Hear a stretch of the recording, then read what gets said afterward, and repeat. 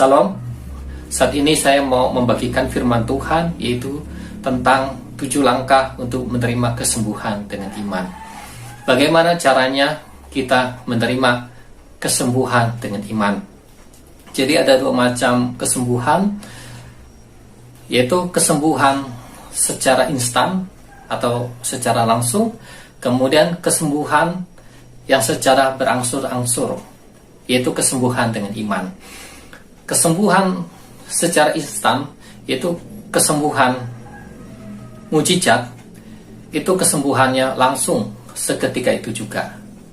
Tetapi kesembuhan dengan iman adalah kesembuhan yang terjadi berangsur-angsur, yang dijalani dengan iman sehingga menerima kesembuhan. Jadi ada 2 macam kesembuhan. Jadi Tuhan Yesus dalam pelayanannya,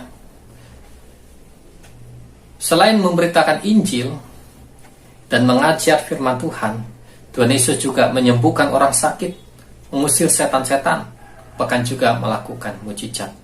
Jadi kesembuhan adalah pelayanan yang dilakukan oleh Tuhan Yesus dan juga dilakukan oleh murid-murid Tuhan Yesus, yaitu para rasul dan murid-murid Tuhan Yesus, seperti yang dicatat dalam kitab Kisah Para Rasul, bagaimana Petrus menyembuhkan orang sakit, Filipus menyembuhkan orang sakit, juga Paulus menyembuhkan orang sakit.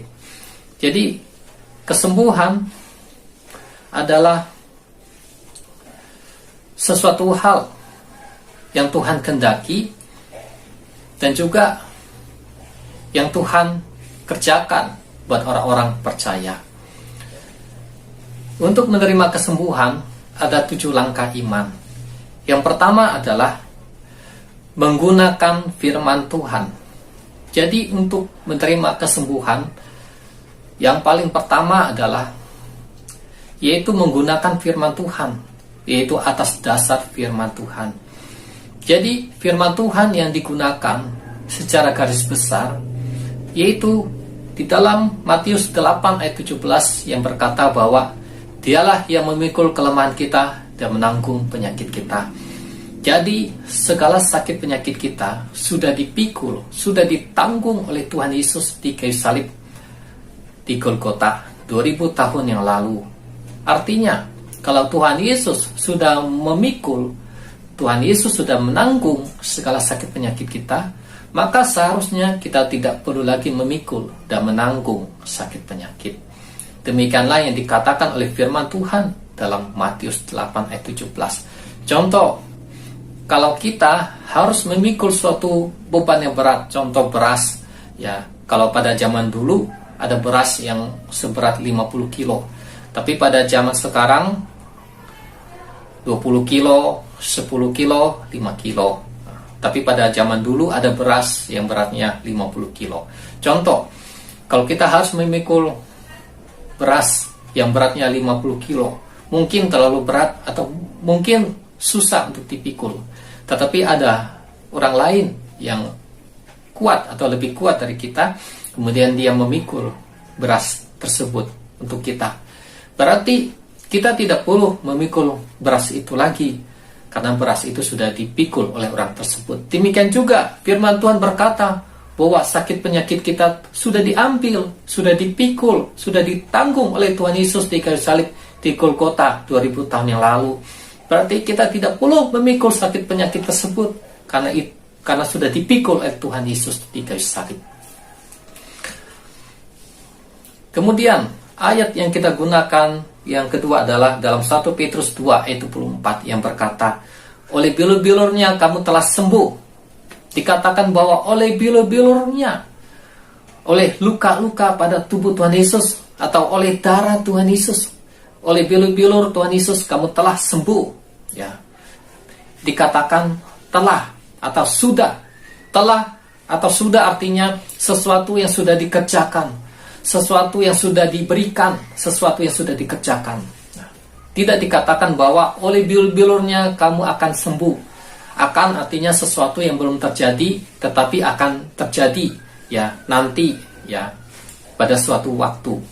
Arti kata akan. Tetapi firman Tuhan tidak menulis akan, tetapi ditulisnya telah atau sudah dikatakan bahwa oleh bilur-bilurnya kamu sudah sembuh. Amin. Artinya kesembuhan sudah Tuhan kerjakan, Tuhan sudah sediakan di kayu salib di Golgota.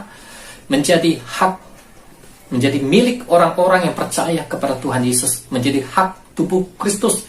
Yaitu tubuh Kristus itu harus sehat, sehat jasmani, sehat jiwa, sehat roh. Seperti yang ditulis dalam 1 Tesalonika pasal 5 yang dikatakan bahwa semoga Allah damai sejahtera menguduskan tubuh kamu seluruhnya, supaya tubuh, jiwa, roh kamu terpelihara sempurna, tidak bercacat celah sampai pada hari kedatangan Tuhan Yesus. Jadi kesehatan atau kesembuhan itu adalah kehendak Tuhan, dan Tuhan menghendaki gereja Tuhan, orang-orang percaya itu sehat, ya, tidak sakit. Kalau orang percaya atau hamba-hamba Tuhan sakit, maka mereka tidak bisa melakukan pekerjaan Tuhan, mereka tidak bisa memberitakan Injil, mereka tidak bisa melakukan hal-hal yang baik yang lainnya. Karena itu Tuhan ingin sehat, karena itu Tuhan memikul dan menanggung sakit penyakit kita di kayu salib, dan oleh bilur-bilurnya kita sudah sembuh. Maka percayalah firman Tuhan, terimalah kesembuhan dengan iman. Jadi Tuhan Yesus sudah menyediakan kesembuhan di kayu salib di Golgota 2000 tahun yang lalu. Tetapi kesembuhan itu akan nyata ke tubuh jasmani, ke tubuh fisik kita, yaitu dengan iman. Apa yang Tuhan sudah sediakan di kayu salib di Golgota, itu harus diterima dengan iman. Dengan iman, baru itu bisa nyata, itu baru bisa terjadi kepada tubuh fisik kita. Amin. Langkah yang kedua adalah dengan iman, atau menggunakan iman. Firman Tuhan Roma 1 ayat 17 berkata bahwa orang benar akan hidup dengan iman. Jadi orang yang percaya Tuhan Yesus, ya, itu hidupnya dengan iman, percaya kepada Tuhan Yesus, percaya kepada firman Allah, atau hidup dengan iman. Orang benar akan hidup dengan iman. Roma 1 ayat 17. 2 Korintus 5 ayat 7. Sebab kami hidup dengan iman, bukan karena penglihatan. Kami berjalan dengan iman, bukan karena penglihatan. Jadi orang yang percaya Tuhan Yesus atau orang benar, hidupnya dengan iman, menggunakan iman. Terus yang ketiga, 1 Yohanes 5 ayat 4. Inilah kemenangan yang mengalahkan dunia, yaitu iman kita. Jadi iman kita, iman orang yang percaya sama Tuhan Yesus itu bisa mengalahkan dunia. Bisa mengalahkan dunia. Apakah dunia itu? Dalam 1 Yohanes pasal 5 dikatakan bahwa dunia ini dikuasai oleh si jahat. Dunia ini dikuasai oleh si iblis. Nah, di dalam dunia ada sakit penyakit, di dalam dunia ada masalah, di dalam dunia ada pencobaan. Tapi Alkitab katakan, inilah kemenangan yang mengalahkan dunia, yaitu iman kita. Artinya dengan iman kita, kita bisa mengalahkan dunia. Kita bisa melawan sakit penyakit. Kita bisa menerima kesembuhan daripada Tuhan Yesus dengan iman kita. Amin. Langkah yang ketiga adalah pengampunan dan mengampuni. Jadi ayat Lukas 6 ayat 37, ampunilah maka kamu akan diampuni. Kalau kita tidak mengampuni, maka kita tidak akan diampuni. Kemudian ayat lain juga, yaitu di dalam Markus 11 ya, ayat 25 ya. Kita akan melihat di dalam Markus 11 ayat 25. Markus 11 ya, ayat 25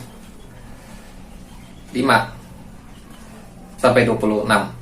Dan jika kamu berdiri untuk berdoa, ampunilah dahulu sekiranya ada barang sesuatu dalam hatimu terhadap seseorang, supaya juga Bapamu yang di surga mengampuni kesalahan-kesalahanmu.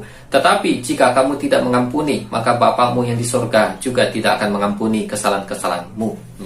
Jadi untuk menerima kesembuhan, ya, kita harus mengampuni orang yang bersalah sama kita, supaya kita juga diampuni oleh Tuhan.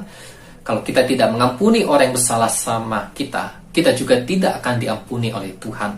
Kalau kita tidak diampuni oleh Tuhan, maka itu akan menghambat doa kita, maka itu akan menghambat iman kita, sehingga akan menghambat kita untuk menerima kesembuhan yang daripada Tuhan. Karena itu kita harus mengampuni, supaya kita diampuni, supaya doa kita dijawab oleh Tuhan, sehingga kesembuhan boleh terjadi buat tubuh kita. Kemudian di dalam 1 Yohanes 1 ayat 9, sebab jika kita mengaku dosa kita, maka Ia adalah setia dan adil, maka Ia akan mengampuni dosa kita. Jadi kita harus, karena ada sakit penyakit yang disebabkan oleh dosa, ya. Jadi ada sakit penyakit yang disebabkan oleh dosa, ada yang disebabkan oleh pekerjaan iblis, ada juga yang disebabkan oleh kesalahan atau kelalaian dari manusia, yaitu dia tidak menjaga kesehatan tubuhnya, dia sakit. Kemudian ada sakit juga yang disebabkan oleh faktor-faktor alam atau faktor-faktor cuaca. Nah, jadi ada sakit penyakit yang disebabkan karena dosa. Karena itu harus minta pengampunan sama Tuhan. Dan alangkah baiknya untuk menerima kesembuhan dengan iman, kita harus minta ampun sama Tuhan, harus merendahkan diri sama Tuhan, kita harus minta ampun sama Tuhan, supaya Tuhan mengampuni kita. Kalau Tuhan sudah mengampuni kita, artinya kita sudah berdamai dengan Tuhan, maka hubungan kita dengan Tuhan itu lancar, sehingga kita bisa menerima kesembuhan yang daripada Tuhan dengan iman. Kemudian Yakobus 5 ayat 16 dikatakan, hendaklah kita saling mengaku dosa kita dan saling mendoakan supaya kita sembuh. Nah, jadi kita harus mengampuni orang, kemudian kita minta pengampunan sama Tuhan, supaya kita bisa menerima kesembuhan yang daripada Tuhan Yesus. Haleluya. Kemudian langkah yang selanjutnya, yaitu langkah yang keempat, yaitu kita harus berdoa. Nah, kita harus berdoa dengan iman, minta sama Tuhan, sama Bapa yang di sorga, untuk disembuhkan, untuk menerima kesembuhan. Kita berdoa, kita minta dengan iman di dalam nama Tuhan Yesus. Matius 21 ayat 22 dikatakan bahwa hendaklah kita berdoa dengan penuh kepercayaan, atau doa dengan iman. Jadi kalau kita berdoa dengan iman, kita harus percaya bahwa Tuhan Yesus sudah mengambil, sudah memikul, sudah menanggung sakit penyakit kita di kayu salib, dan bahwa pilu-pilu Tuhan Yesus sudah menyembuhkan kita dari sakit penyakit. Kita percaya bahwa Tuhan mendengar doa kita, kita percaya Tuhan menjawab doa kita, kita percaya Tuhan sanggup menyembuhkan tubuh kita dari segala sakit penyakit. Waktu Tuhan Yesus memikul sakit penyakit kita di kayu salib, Tuhan Yesus memikul segala sakit penyakit, ya, dari sakit penyakit yang ringan sampai ke sakit penyakit yang parah. Jadi semua sakit penyakit Tuhan Yesus pikul. Apakah itu sakit batuk, apakah itu sakit pilek, apakah itu sakit demam, apakah itu sakit malaria, apakah itu sakit kanker, dan juga lain-lainnya. Jadi Tuhan Yesus memikul segala sakit penyakit, baik sakit penyakit yang ringan maupun sakit penyakit yang parah, semuanya Tuhan Yesus sudah pikul, sudah ditanggung di kayu salib. Dan melalui pilu-pilu Tuhan Yesus sudah menyediakan, sudah menyembuhkan tubuh kita dari sakit penyakit. Jadi kita percaya, perlu mengimani. Kemudian Markus 11 ayat 24, kalau kamu berdoa, percayalah bahwa kamu sudah menerimanya, maka kamu akan memperolehnya. Nah, jadi berdoa dengan iman di dalam Markus 11 ayat 24 dikatakan, kalau kamu berdoa, kalau kamu minta sama Tuhan, kamu harus percaya sudah menerimanya. Artinya ketika kita berdoa, ketika kita minta, apabila kita lakukan sesuai Markus 11 ayat 24, maka ketika kita minta dan kita percaya, kita sudah menerimanya. Itulah yang disebut dengan berdoa dengan iman, ya. Kita percaya kita sudah menerimanya. ketika kita berdoa. Contoh, Tuhan Yesus sembuhkan saya dari sakit kepala.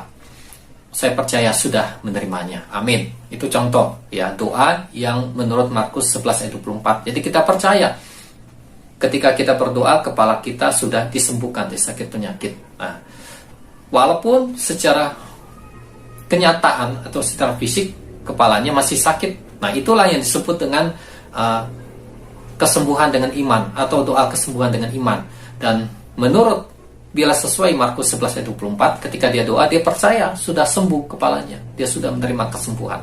Nah, itulah doa dengan iman ya, terutama itu menurut Markus 11 ayat 24. Percaya sudah menerimanya ketika berdoa, ketika meminta. Dan selanjutnya, kalau dia percaya sudah menerimanya, maka apabila dia punya iman yang besar, maka dia tidak minta lagi yang kedua kali, atau yang ketiga kali, atau yang keempat kali. Karena satu kali dia minta, dia percaya sudah menerima.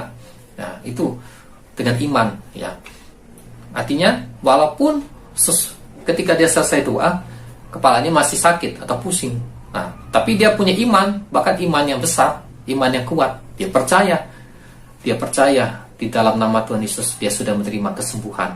Kepalanya sudah sembuh. Nah, walaupun kenyataannya kepalanya masih sakit. Nah, itulah yang ditulis dalam Markus 11 ayat 24, atau berdoa dengan iman. Nah, kita akan melihat hal ini selanjutnya lagi ya.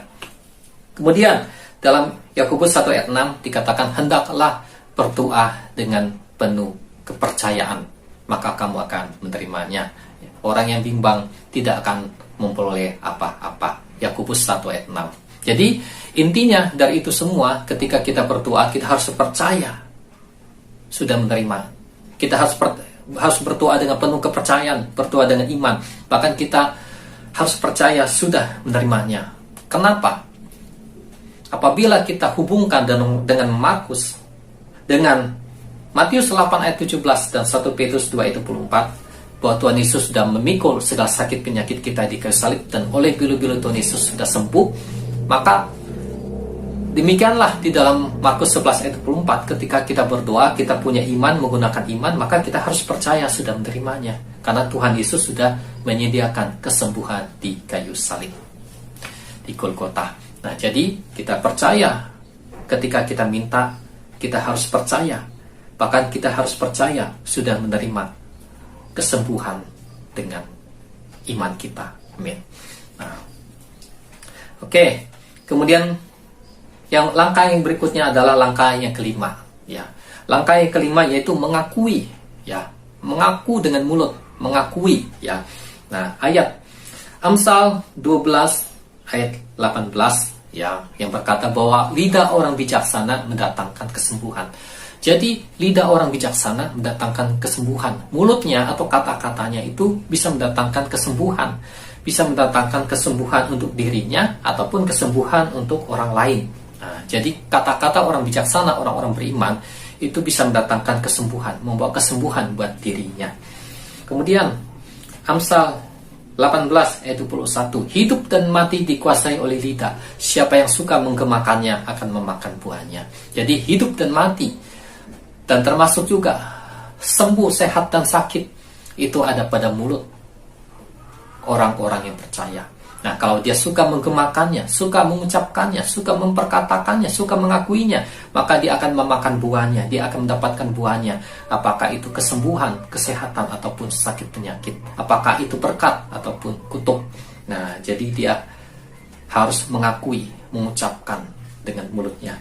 Roma 10 ayat 9-10 dikatakan, karena dengan hati orang percaya dan dibenarkan, dan dengan mulut orang mengaku dan diselamatkan atau memperoleh keselamatan. Nah, jadi kita harus mengucapkan dengan mulut, harus mengakui dengan mulut. Ibrani 4 ayat 14, marilah kita teguh berpegang pada pengakuan iman kita. Jadi untuk menerima kesembuhan di langkah yang kelima, kita harus mengakui dengan mulut kita. Contoh, tadi dia minta sembuh dari sakit kepalanya. Ketika dia berdoa, dia percaya sudah menerima kesembuhan. Nah, kalau dia imannya besar, ya imannya besar, dia percaya sama firman Tuhan, dia percaya sama Tuhan, atau dia punya iman atau imannya besar, maka dia berdoa hanya satu kali. Karena dia percaya ketika dia berdoa, dia sudah terima kesembuhan.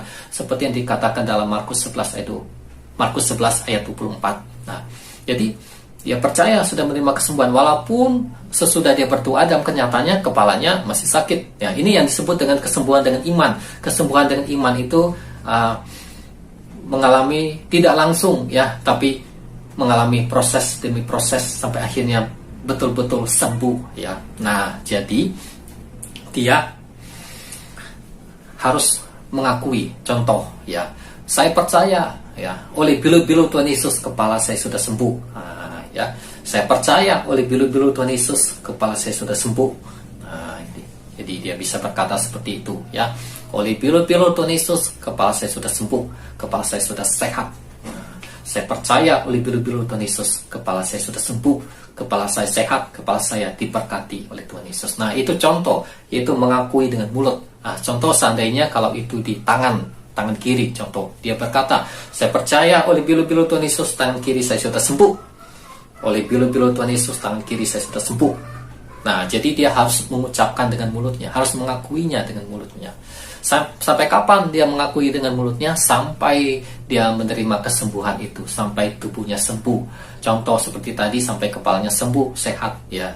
Kemudian sampai tangan kirinya sembuh, sehat. Artinya dia sudah sembuh, sehat, artinya dia udah nggak perlu lagi, ya. Tapi kalau dia masih mau memperkatakan untuk kesehatan, itu silakan. Contohnya dia berkata untuk kesehatan, kepala saya sehat, kepala saya diberkati Tuhan Yesus, tangan kiri saya sehat, tangan kiri saya diberkati Tuhan Yesus, itu boleh, ya, kalau dia ingin memperkatakan berkat atau kesehatan buat tubuhnya, bisa. Tetapi untuk proses kesembuhan dengan iman, ya, dia bisa selesai berkata-kata atau mengakui, yaitu pada waktu dia sudah menerima kesembuhan tersebut buat tubuhnya. Nah, oke, yang berikutnya adalah bertindak.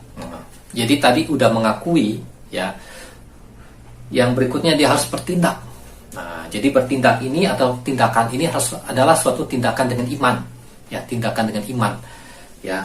Nah, Yakobus 2 ayat 17, ya, iman tanpa perbuatan adalah mati. Jadi iman harus disertai dengan perbuatan, bukan hanya diakui dengan mulut saja, tetapi juga harus dia lakukan. Kemudian dalam 1 Yohanes 3 ayat 18 dikatakan, baiklah kita mengasihi bukan dengan perkataan, tetapi juga dengan perbuatan dan dalam kebenaran, ya. Artinya bukan hanya dengan perkataan, tetapi juga dengan perbuatan. Nah, artinya dia harus bertindak, ya, sesuai dengan apa yang dia katakan di mulutnya. Jadi ketika dia berkata, oleh bilu-bilu Tuhan Yesus kepala saya sudah sembuh, maka dia harus bertindak, melakukan suatu tindakan. Contoh, dia sakit gitu sampai terbaring di tempat tidur, dia tidak bisa bangun, ya, apakah dia sakit pada kepalanya, pusing atau apa, dia berkata, oleh bilu-bilu Tuhan Yesus kepala saya sudah sembuh, oleh bilu-bilu Tuhan Yesus tubuh saya sudah sembuh.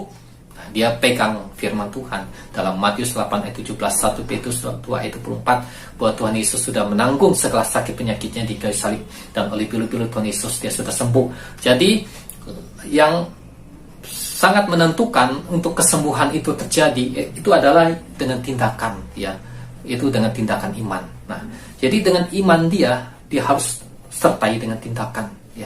Jadi dia sudah percaya di dalam hatinya, dia sudah mengakui dengan mulutnya. Contohnya tadi dia sakit terbaring di tempat tidur, maka dia dengan iman dia menggerakkan tubuhnya, ya. Dengan imannya dia bangun untuk berdiri, ya. Walaupun mungkin, ya, ada yang bisa langsung secara besar-besaran lah istilahnya, langsung betul-betul bangun, atau mungkin dia hanya masih sedikit-sedikit aja karena suatu keadaan kondisi, tapi dia udah mulai bertindak dengan iman, sudah menggerakkan tubuh dia, apakah itu kakinya, tangannya, atau badannya, dan dia udah mulai berusaha untuk bangun. Dan setiap hari dia mengalami pemulihan, mengalami kesembuhan. Ada perubahan setiap hari, ya. Yang tadi mungkin hanya tangannya bergerak segini, dia gunakan iman, dia bergerak segini. Besoknya lagi usahanya dia gunakan bergerak. Jadi setiap hari itu ada perubahan, ya, ada. Nah, Bila setiap hari ada perubahan itu secara fisik, artinya dia akan sampai kepada kesembuhan yang sesungguhnya buat tubuh fisiknya, ya. Nah, jadi ada yang mungkin dia bisa langsung dengan iman dia langsung begini sembuh, istilahnya langsung bisa seperti itu. Tapi mungkin dengan iman karena banyak hal atau faktor yang sedikit. Nah, tapi walaupun sedikit tidak apa-apa setiap hari, sedikit setiap hari tidak apa-apa dengan iman, nggak apa-apa, sedikit akhirnya akan ada pemulihan, akhirnya bisa sembuh, bahkan bisa sembuh total, bahkan kalau dia punya iman bisa sembuh sempurna. Nah, jadi demikian dia harus bertindak dengan iman, ya. Mungkin dia nggak bisa berjalan, gerakan kaki dia, gerakan tangan dia dengan iman, karena dia percaya sama Tuhan Yesus, percaya firman Allah.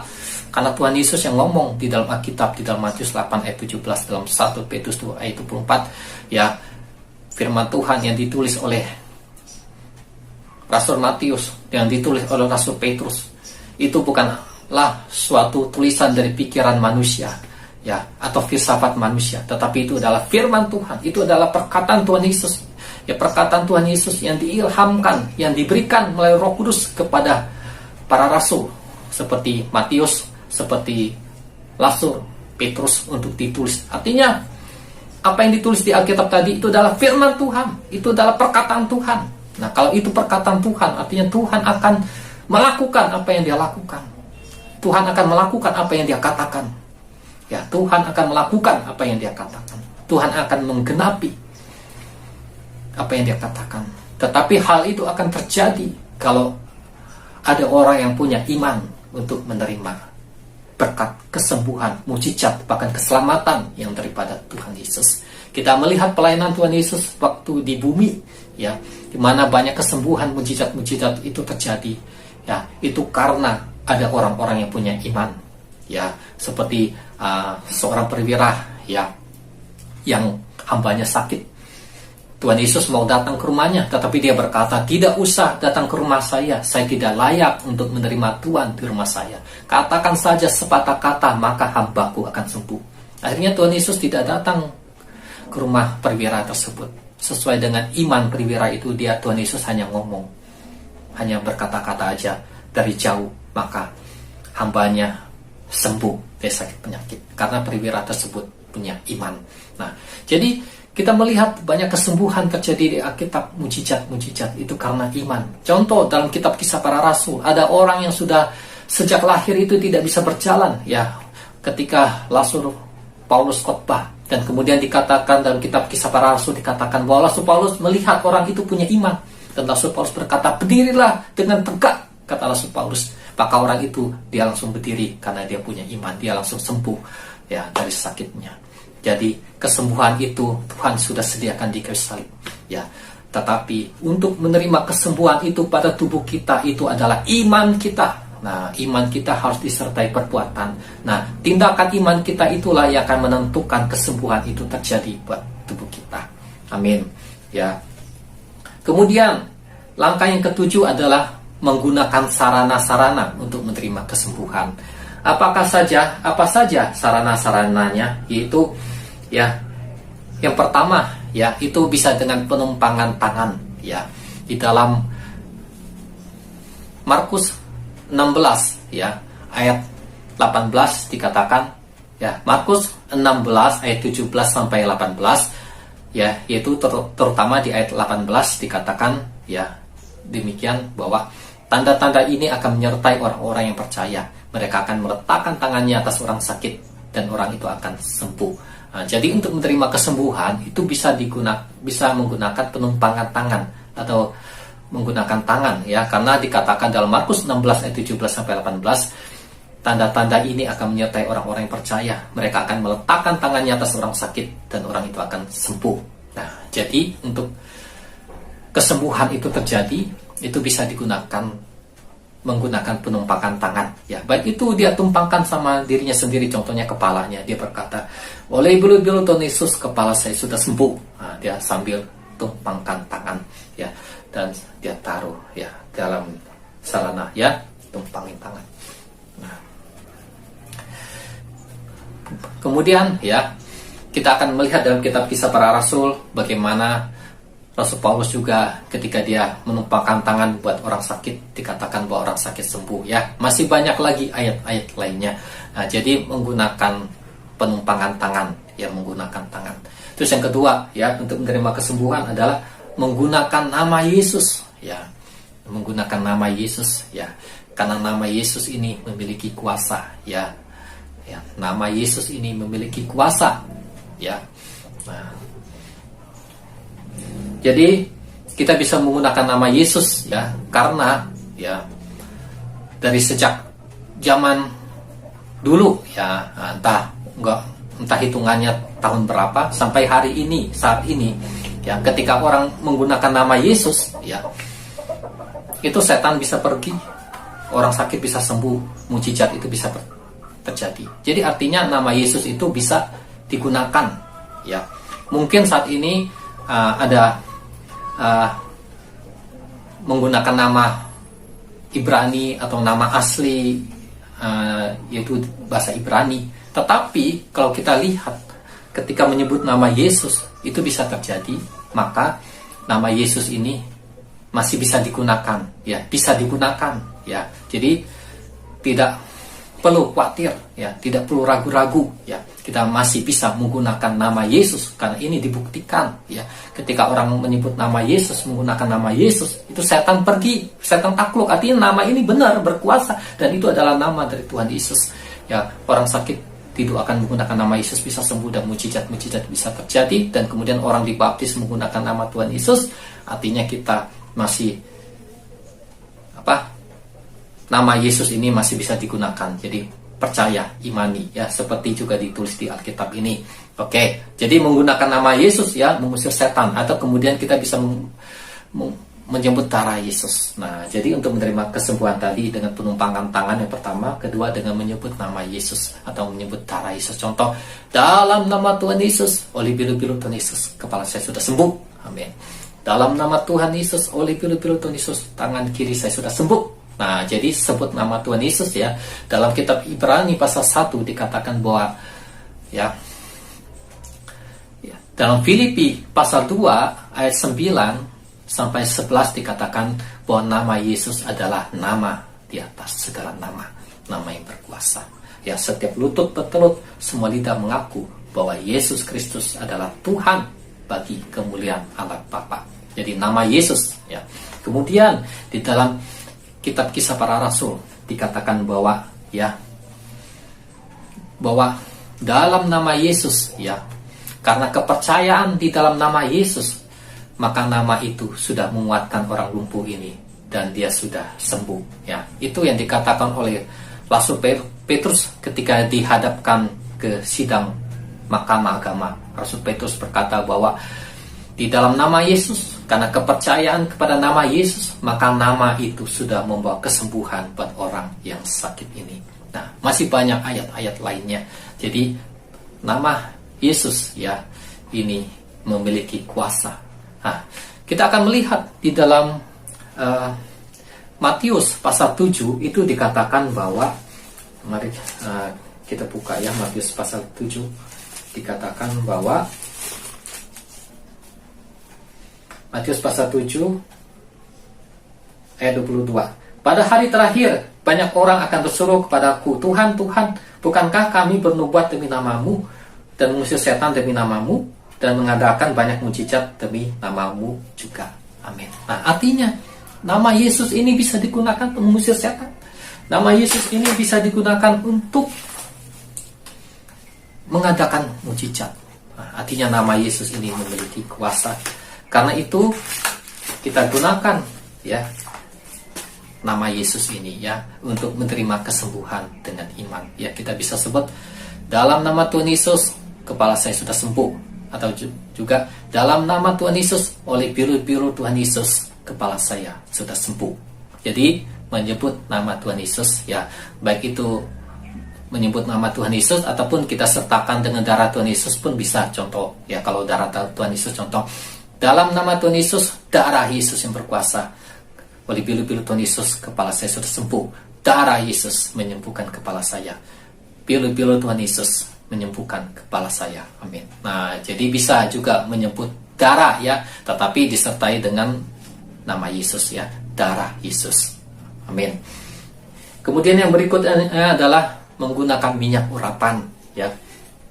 Nah, jadi minyak yang sudah didoakan itu bisa dipakai untuk menyembuhkan orang sakit ya, juga untuk mengusir setan-setan.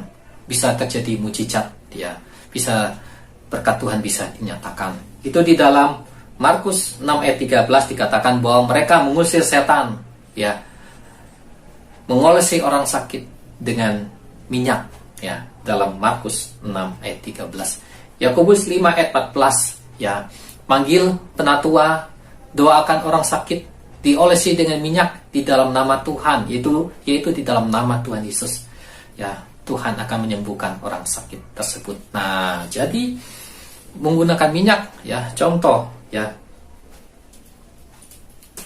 ini ada minyak urapan ya. Nah, jadi diambil minyak urapan ya, diolesi di sini contoh. Oleh bilu-bilu Tuhan Yesus, kepala saya sudah sembuh. Oleh bilu-bilu Tuhan Yesus, otak di kepala saya sudah sembuh. Oleh bilu-bilu Tuhan Yesus, saraf di kepala saya sudah sembuh. Oleh bilu-bilu Tuhan Yesus, peredaran darah di kepala saya sudah sembuh. Amin. Nah, jadi kita juga bisa menyebut secara terperinci seperti saraf, seperti otak, seperti pembuluh darah ya, bisa disebutkan secara terperinci ya, untuk menerima berkat Tuhan ya. Nah, itu menggunakan minyak urapan. Jadi kita menggunakan dua kuasa saat ini, yaitu kuasa penumpakan tangan, kuasa minyak urapan, kuasa menggunakan nama Yesus. Nah, jadi banyak menggunakan namanya ya, dan kemudian dengan kuasa iman atau dengan iman. Nah, jadi ini contoh ya, menggunakan minyak urapan ya. Jadi untuk minyak urapan, apa saja yang bisa digunakan untuk minyak urapan? Ya, semua jenis minyak ya secara cair bisa digunakan untuk minyak urapan ya, seperti minyak kayu putih atau fresker dan lain-lainnya. Tapi kalau minyak secara padat seperti minyak rambut itu tidak bisa ya. Yang bisa digunakan adalah minyak secara cair. Bahkan minyak goreng pun bisa digunakan untuk minyak urapan. Ya, paling bagus lagi adalah minyak zaitun ya, didoakan untuk minyak urapan. Nah, bagaimana kita mendoakan menjadi minyak urapan? Ya, kita ambil minyak tersebut dengan iman kita berdoa ya. Contoh ya, Tuhan Yesus, jamah minyak ini menjadi minyak urapan yang kudus, yang berkuasa, yang membawa kesembuhan buat orang sakit dan membawa kelepasan orang-orang dari kuasa jahat. Terima kasih Tuhan Yesus, dalam nama Tuhan Yesus. Amin. Nah, itu contoh ya, kita berdoa minyak menjadi minyak urapan ya, dengan iman ya, sehingga bisa digunakan. Amin. Kemudian yang berikutnya adalah air atau menggunakan air. Nah, jadi kita bisa menggunakan air ya untuk kesembuhan ya. Nah, banyak sekali ayat-ayatnya ya. Salah satunya dari Yesaya 36 ayat 25, aku akan mencurahkan kepadamu air jernih yang akan mentahirkan kamu. Dalam Efesus 5 ayat 26 dikatakan untuk menguduskannya sesudah ia memandikan dengan air dan firman. Artinya air bisa dipakai untuk pelayanan kesembuhan ya. Contoh di dalam Kisah Para Rasul pasal 19 dikatakan bahwa sapu tangan yang digunakan oleh Rasul Paulus ya, itu bisa digunakan ya ketika diletakkan atas orang sakit itu bisa sembuh. Atas orang-orang yang diganggu roh jahat bisa keluar. Nah, jadi ini berbicara tentang suatu metode juga ya. Nah, jadi bisa menggunakan air ya. Nah, jadi kita doakan air tersebut ya, kita bisa doakan menjadi darah Yesus yang berkuasa yang membawa kesembuhan. Kita bisa doakan air itu untuk membawa kesembuhan buat tubuh yang sakit, membawa kelepasan dari kuasa jahat ya. Kita doakan air tersebut ya. Nah, apabila kita berdoa dengan iman ya, Tuhan akan menjamah air tersebut. Air itu akan dipakai Tuhan, diurapi oleh Tuhan ya. Nah, air tersebut dapat digunakan, yaitu pertama bisa diminum. Contoh sudah didoakan ya, kita bisa minum dalam nama Yesus. Nah, sambil minum harus dengan iman, imani dalam nama Yesus. Oleh bilu-bilu Tuhan Yesus, kepala saya sudah sembuh, tubuh saya sudah sembuh. Minum gitu ya, minum ya itu air tersebut. Kemudian air tersebut bisa diperciki juga bisa ya selain diminum bisa diperciki, umpama ambil airnya diperciki di kepala, oleh biru Tuhan Yesus kepala saya sudah sembuh, ya diperciki, dibasuh. Nah, ataupun mungkin dalam skala besar, ya skala besar, apakah itu baskom atau itu kolam renang atau sungai, bisa air itu didoakan, Tuhan jamah air ini menjadi darah Yesus yang berkuasa, jamah air ini menjadi air yang mentahirkan, jamah air ini menjadi air yang membawa kesembuhan, kelepasan dari kuasa jahat, kelepasan dari kutuk-kutuk dalam nama Tuhan Yesus. Nah, kemudian bisa mandi ke situ, ke air tersebut. Nah, bila kita hubungkan dengan apa yang dilakukan oleh Elisa kepada Naaman, yaitu mandi di sungai Yordan 7 kali, bisa juga ya kita masuk ke dalam air kemudian keluar dari air ya sebanyak 7 kali, ya seperti apa yang dialami oleh Naaman ya dalam kitab 2 Raja-Raja. Nah, bisa seperti itu ya, menggunakan air untuk menerima kesembuhan dengan iman. Kemudian ya yang berikutnya yaitu yang kelima, yaitu dengan perjamuan kudus. Nah, jadi dengan perjamuan kudus kita juga bisa menerima kesembuhan ya dari Tuhan ya, mengalami proses-proses kesembuhan dengan iman itu ya. Kemudian dengan perjamuan kudus itu juga bisa mendatangkan, bisa membawa kesembuhan buat tubuh kita. Yang ayatnya di dalam Matius 26 ayat 26 sampai 28, Markus 14 ayat 22 sampai 24, Lukas 22 ayat 19 sampai 20 ya. Itu adalah dengan perjamuan kudus. Kenapa? Karena dikatakan bahwa roti adalah kebutuhan Yesus, anggur adalah darah Yesus. Nah, apabila perjamuan kudus tersebut ya dicamah, dilawat, diurapi Tuhan, maka itu bukan lagi roti, tapi itu menjadi daging Tuhan Yesus. Maka itu bukan lagi anggur atau minuman anggur, tetapi itu menjadi darah Yesus ya. Nah, secara alam rohnya ya itu menjadi darah Yesus. Kenapa? Dicamah. Dijamah Tuhan, diurapi Tuhan. Maka kalau kita makan daging Tuhan Yesus dan kita minum darah Yesus, maka kita akan menerima berkat, menerima kesembuhan, kesehatan. Nah, jadi karena itu dikatakan dengan perjamuan kudus bisa untuk menerima kesembuhan ya, kesembuhan dengan iman. Di dalam Injil Yohanes ya dikatakan, dalam Yohanes pasal 6 dikatakan bahwa dagingku adalah benar-benar makanan dan darahku adalah benar-benar minuman. Amin. Tetapi perlu kita perhatikan bahwa perjamuan kudus tidak bisa diterima dengan sembarangan ya. Contoh, orang masih berbuat dosa, barusan berbuat dosa gitu, kemudian langsung terima perjamuan kudus, tidak bisa, itu berbahaya ya. Itu bisa membawa sakit penyakit atau istilahnya membawa hukuman ya. Nah, karena itu dalam 1 Korintus 11 ayat 27 dikatakan kita sebelum menerima perjamuan kudus kita harus menguji diri kita. Alangkah baiknya untuk menerima perjamuan kudus yaitu kalau kita sudah dibaptis air dan juga sudah dibaptis dengan Roh Kudus, itu lebih baik lagi ya untuk kita menerima perjamuan kudus. Nah, jadi perjamuan kudus tidak boleh diterima dengan sembarangan ya. Tetapi bagi orang-orang yang sudah siap ya, sudah menguji dirinya, bahkan ya alangkah baiknya, alangkah bagusnya ya, yaitu yang lebih bagusnya yaitu sudah dibaptis air dan sudah dibaptis Roh Kudus. Itu yang lebih baik lagi, lebih bagus lagi. Nah, karena itu kalau kita hanya sampai kepada baptisan air, maka kita perlu meminta sama Tuhan, mencari untuk terima baptisan Roh Kudus ya. Karena yang baik, yang lebih baiknya lagi, yang bagusnya, yang baiknya, apabila kita sesuaikan dengan ibadah pola tabernakel, maka untuk menerima perjamuan kudus yaitu ya orang yang sudah dibaptis air dan sudah dibaptis dengan Roh Kudus. Demikianlah untuk perjalanan menerima kesembuhan dengan iman, ada 7 langkah yang harus kita lakukan. Kiranya kita semua boleh menerima kesembuhan ya buat tubuh kita dengan iman di dalam nama Tuhan Yesus. Tuhan Yesus memberkati. Amin.